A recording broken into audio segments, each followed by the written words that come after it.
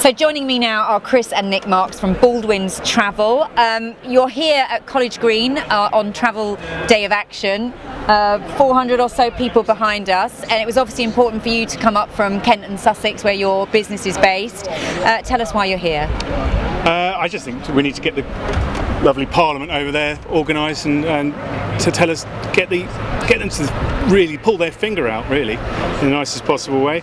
You know, you email. Everyone here has been emailing their local councils and MPs, and the response is just standard diatribe. It's just awful, and I think we need to get in their faces and tell them that we need help, and everybody needs help, and the whole travel industry. So we're just here to support everyone and ourselves, of course. Well, you mentioned your MP, and you and I actually went on a call with our local MP.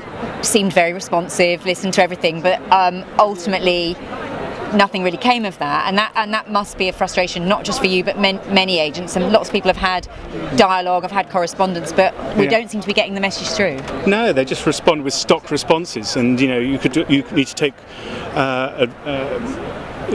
use furlough and to make sure you get all your grants and all those sort of things. But I just don't understand the grant system.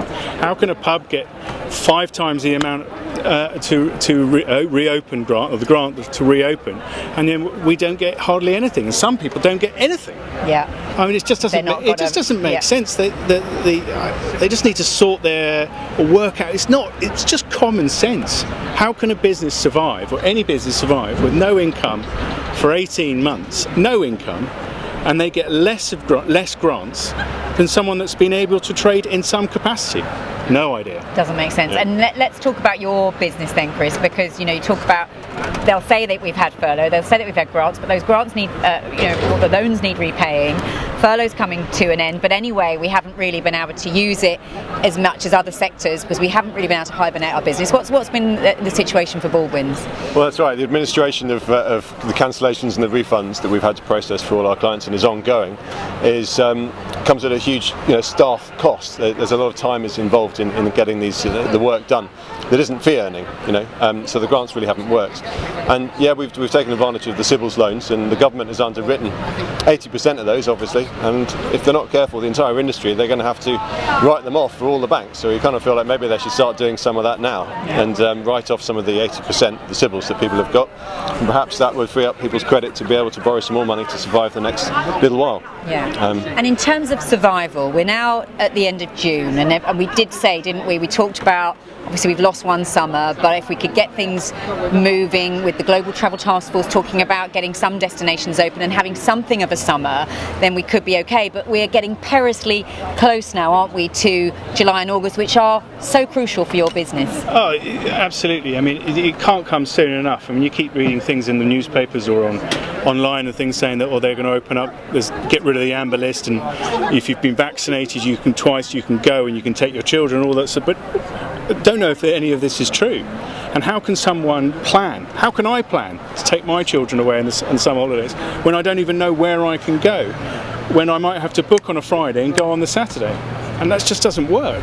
People need time to think about it. Okay. And in terms of your staff, now 8 or 9 branches now you've got, and your staff, you've obviously had to keep some of them working, but have you had to lose staff through this process, or have you had to just sort of... Sadly, at the very beginning we did have to lose some. Obviously we've taken full advantage of the furlough scheme and we'll continue to, and obviously we've got to start contributing again towards that next month.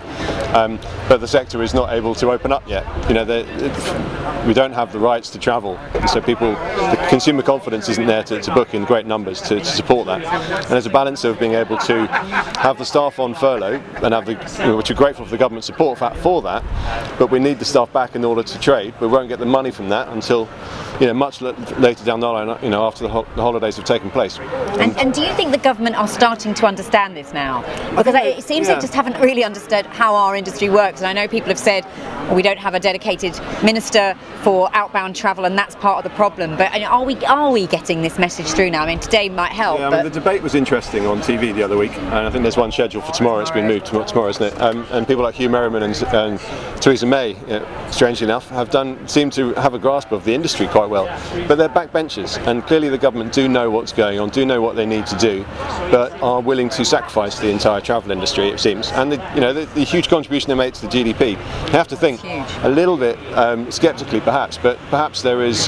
This is all partly of the Brexit and a bit of a trade war with Europe. I mean, I know clutching at straws potentially, but if they're stopping the furlough money being spent in Europe, and the economies that are reliant on tourism income can't get an income, then that's going to dent the European economy, which might bolster where we are as a British economy. I mean, it's clutching at straws perhaps, but there must be something. Well, when you can't understand why there's no rationale.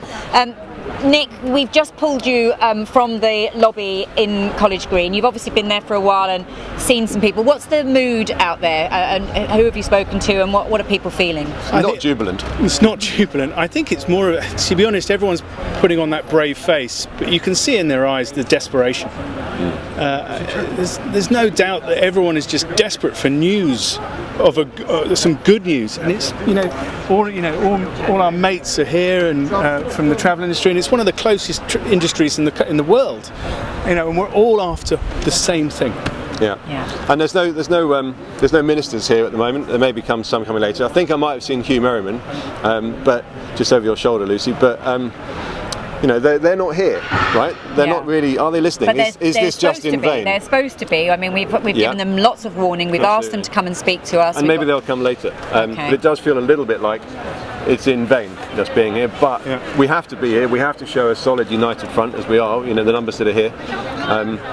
To do our best to save the industry, because it's really important. It's not just about holidays. It's been said a lot. It's loved ones abroad and jobs and the contributions to the economy.